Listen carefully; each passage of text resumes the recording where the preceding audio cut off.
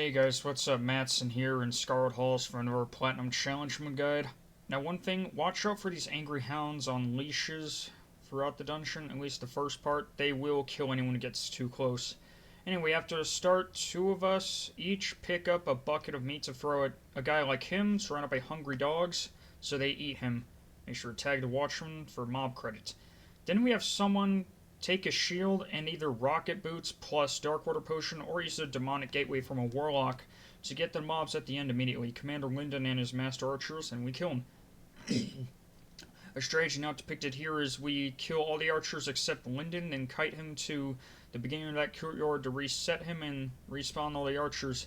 Sometimes people do that for mob count, but we didn't.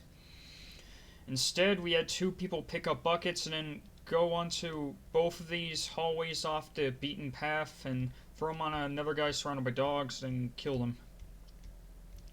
Of course, and there's one more pack of dogs surrounding a guy that we throw a bucket at before we engage the boss.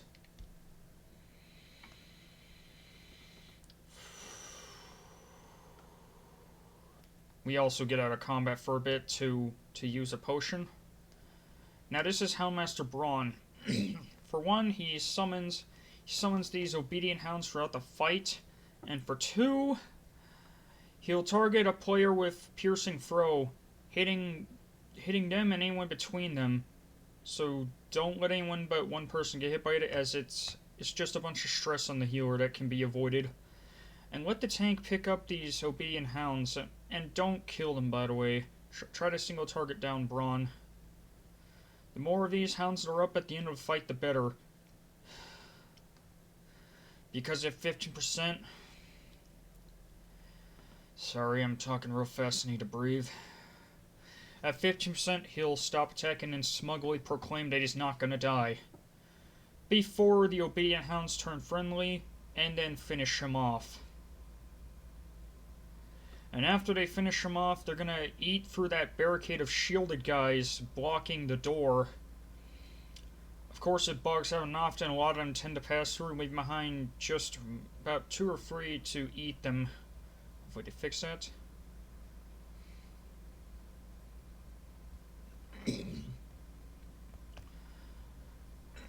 Sorry. Then we get down there and pop a speed boost or something with invisibility potion. Oh, and by the way, if your rocket boots leak, they will knock you out of invisibility. Just keep that in mind. Then we stop here so the tank can pull some trash to the second boss. Here's something important about the trash. The Evangelist, the Scarlet Evangelist, they cast Holy Fire, which will absolutely destroy the tank if it's not interrupted.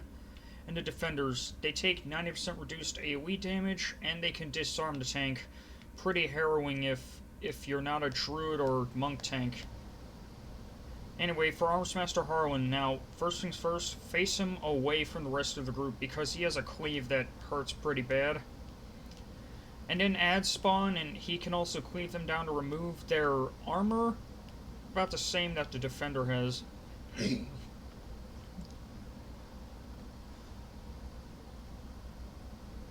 So, not much else to this guy except for one thing. Right there, yeah, he's gonna charge up a long whirlwind, which will go around the room and suck up anyone who gets in his path into that, like a vacuum, and then kill them. So stay out of his way. Sorry.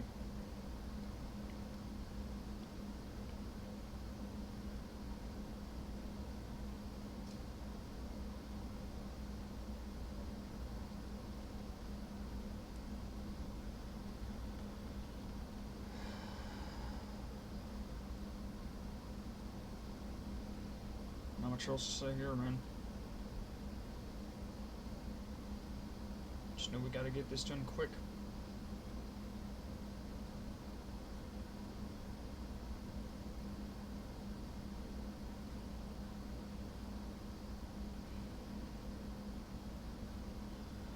And then there's another pack with about the same mobs as I mentioned earlier, but also Scarlet Evokers. They just cast Fireball, pretty sure it hurts, but more importantly, they also cast Flame Strike, which leaves behind a some fire on the ground that hurts if you stand in it.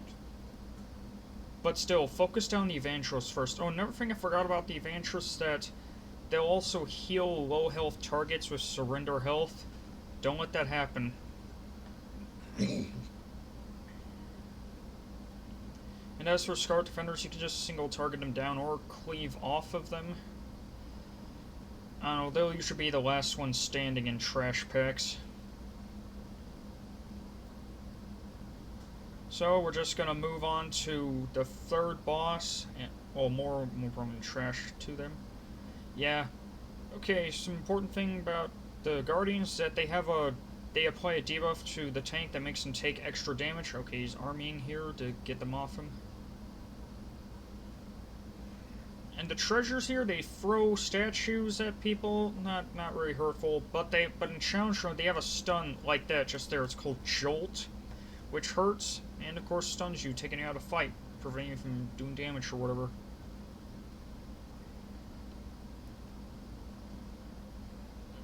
Oh yeah, by the way, there's an extra Guardian in challenge mode in that hallway just before the third boss. It's between all these pupils and the scholars. The scholars, they cast Fireball Volley, and also Scar Protection. Creates a zone where everyone within them except them, unless there's another in there, makes them take reduced damage.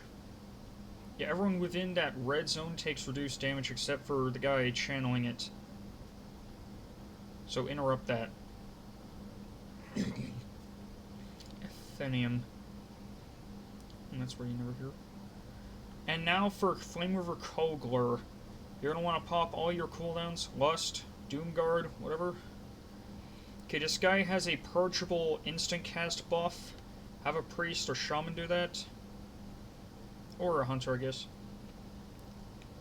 He also casts Pyroblast. You can just let that happen on the tank for vengeance. Whoa, he very nearly died to Book Burner. And also Fireball Volley. That's going to hurt. And basically interrupt this guy as much as you can. Although maybe let a Pyroblast or two go off for vengeance. Then there's Greater Dragon's Breath. Don't let anyone get caught in that or it'll be disoriented and take a huge dot. And last but not least, Book Burner. He'll light a bookcase on fire. Just have the tank stand between him and that bookcase to soak it.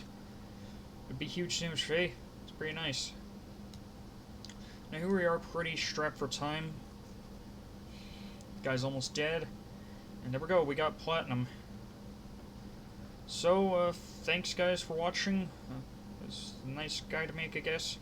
Like, comment, and subscribe for my occasional video. Peace out.